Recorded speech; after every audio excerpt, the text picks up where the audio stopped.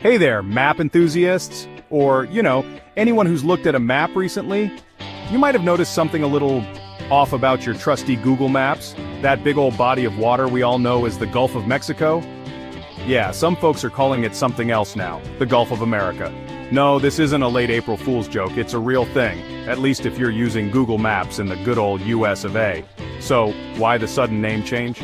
Well, buckle up because this is where things get interesting. And by interesting, I mean head-scratchingly bizarre. It all started with an executive order from none other than former President Donald Trump. Remember him? The guy who thought windmills caused cancer? Yeah, that guy. Anyway, in his infinite wisdom, Trump decided that the Gulf of Mexico needed a more, shall we say, patriotic name. Now you might be thinking, wait a minute, can a president just change the name of a giant body of water? Isn't that like Geography 101 stuff? And you'd be right. But Trump, in a move that surprised absolutely no one, didn't really care.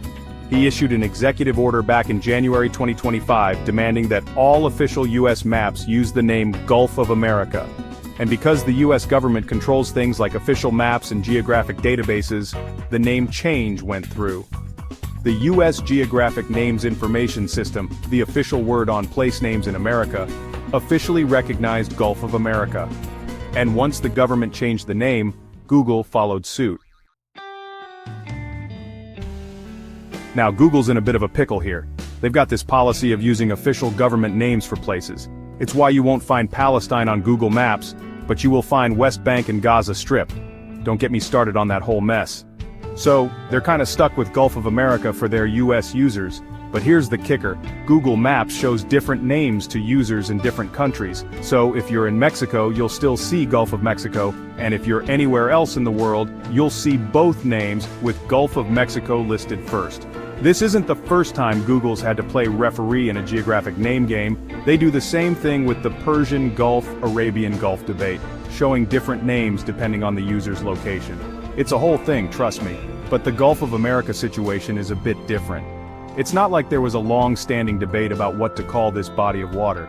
It's just Trump deciding he wants to put America on everything like some kind of discount brand King Midas. So what's the big deal about all this? Well, for starters, it's just plain confusing. Imagine trying to plan a trip with your friends and you're all looking at the same map but seeing different names for the same place. Talk about a recipe for disaster.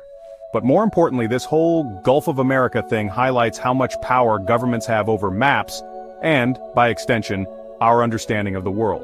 When governments get to decide what things are called on maps, they're not just changing a name, they're shaping our perception of history, culture, and even our place in the world, and that's a pretty powerful tool. So, the next time you open up Google Maps, take a good look around. You might be surprised at what you find, or rather, what you don't find, because the maps we use are never truly neutral. They're always reflecting someone's point of view. And sometimes, that point of view involves a whole lot of America. That's our show for tonight.